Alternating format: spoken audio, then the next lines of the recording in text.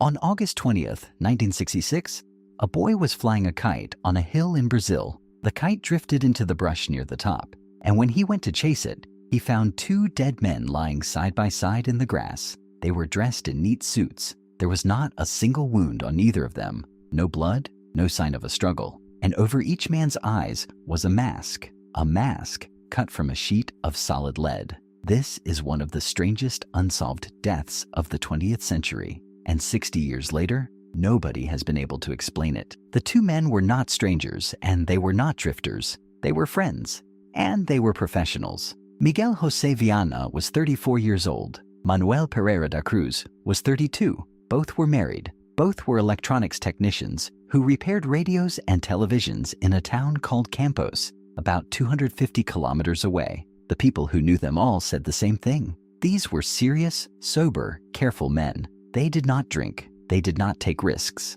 But in their spare time, the two of them shared an unusual obsession. They believed it was possible to make contact, not with people, with something else. And they were not casual about it. They read, they built equipment, they saved their money, and they took the whole thing as seriously as they took their jobs. In the 1960s, across Brazil, small study groups were gathering in secret. They called it scientific spiritism. They mixed radio experiments with seances, and they believed that with the right equipment and the right ritual, a person could reach beyond this world. They wanted to talk to spirits. Some of them wanted to talk to beings from other planets. Miguel and Manuel were deep inside this world, and the hill where their bodies were found, a place called Vintim Hill, had a local reputation. People said strange lights had been seen hovering over it at night. For a group of men who believed the sky was trying to talk to them, it was the perfect place to go looking for an answer. On the morning of August 17th,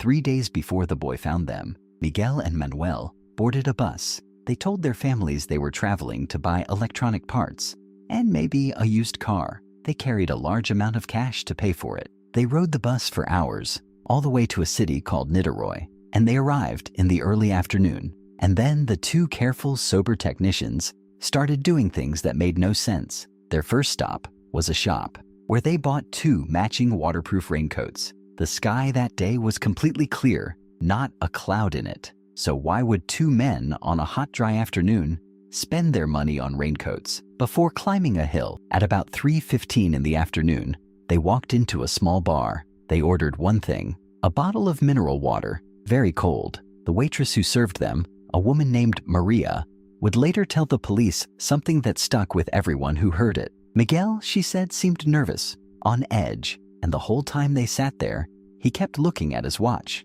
like they had somewhere to be, like they were running out of time. They finished the water, they got up, and they walked out toward Vintim Hill. That was the last time anyone saw Miguel and Manuel alive. When police finally recovered the bodies, they searched the men's clothing, and they made the first of many discoveries that only deepened the mystery. The large sum of cash they had carried to buy a car was still there, untouched. Whatever happened on that hill, robbery was not the reason, but it was what police found in a small notebook that turned this case into a legend. On one torn page, in Miguel's handwriting, was a set of instructions. It read like a checklist for a meeting with something that was going to arrive at a specific time. Translated from Portuguese, the note said this: 16:30, be at the agreed place. 18:30, swallow capsules. After the effect, protect the metals, wait for the signal, mask. Read it again. Be at the place by 4:30. At 6:30, swallow the capsules. Then protect the metals, wait for the signal, and put on the mask. The lead masks were not a disguise. According to their own note, the masks were protection. The two men climbed that hill expecting something to happen, something bright enough or dangerous enough that they needed to shield their eyes from it. The bodies had been lying on the hill for days before they were found, exposed to the sun and the heat. And that single fact may be the reason this case will never be solved. Because by the time the coroner examined the organs, they had decayed too far to test. The one question that could have cracked the entire mystery, what was inside those capsules, could not be answered. The toxicology was never completed, and the capsules themselves, the ones the note told them to swallow, were never found on the hill. Whatever they took, it was gone. And then there was the light. On the very evening the note pointed to, August 17th, a woman living near the base of Vintim Hill said she saw something in the sky. She and her family described an oval object, glowing orange, ringed with fire, throwing off blue rays. It hovered over the summit of the hill for several minutes, right around the time Miguel and Manuel would have been up there, waiting. Was it the signal they were told to wait for? Or was it a coincidence? A story that grew in the retelling? The police never confirmed it, but the timing has haunted this case for 60 years. Look closely at what was left on that hilltop, because the scene did not look like an accident. The two men were lying neatly on their backs, side by side, on a bed of palm leaves they had gathered. Beside them were two damp towels, as if they had wiped their faces. There were small cups made of aluminum foil, and there was the empty water bottle, the exact brand they had bought at the bar an hour before. Nothing was scattered, nothing was broken. This was not a struggle, or a robbery, or a fall. It was calm, it was prepared. It looked, for all the world, like two men had climbed to the top of a hill, laid everything out with care, followed their checklist, and quietly waited to die, or to be taken. So who could untangle it? Every answer runs into a wall. The alien theory says the men climbed the hill to make contact, took the capsules to prepare their minds,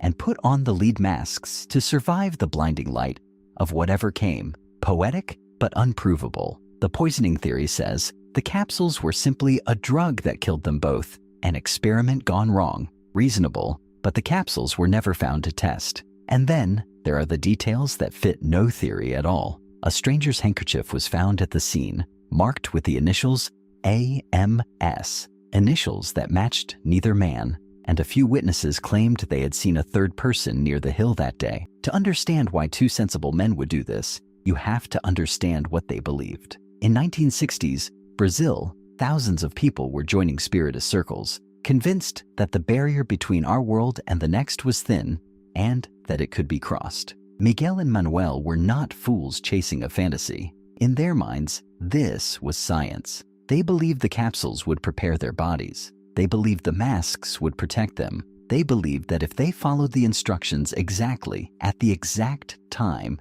in the exact place, they would witness something no one else had ever seen. That is what makes this case so hard to close. The police could never decide what they were even looking at. Was it a suicide pact? A drug experiment that went wrong? Or two men who genuinely believed they had an appointment with another world and kept it? While the theories piled up, two families were left with nothing. Miguel's wife, Elsa, Manuel's wife, Nelly. Both had watched their husbands leave on an ordinary morning to buy a car, and neither one ever came home. They were given no cause of death, no suspect, no motive, just a folder full of impossible details and a pair of lead masks in an evidence room. Over the years, investigators reopened the case more than once. Each time they hit the same walls: the lost toxicology, the missing capsules, the clear sky and the raincoats, the nervous glances at a watch counting down to something, and each time they closed it again, no closer than the day the boy first ran down that hill.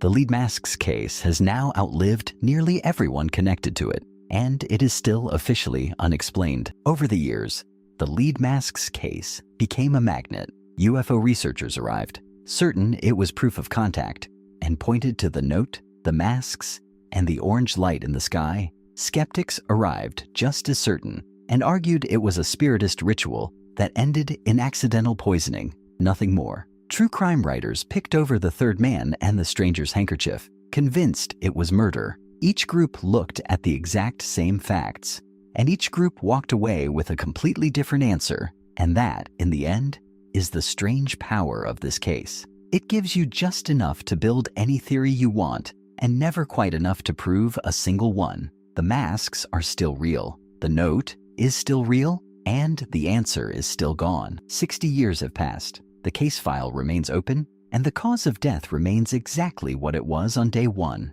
unknown. 2. Healthy men, no wounds, no struggle, no poison anyone could prove.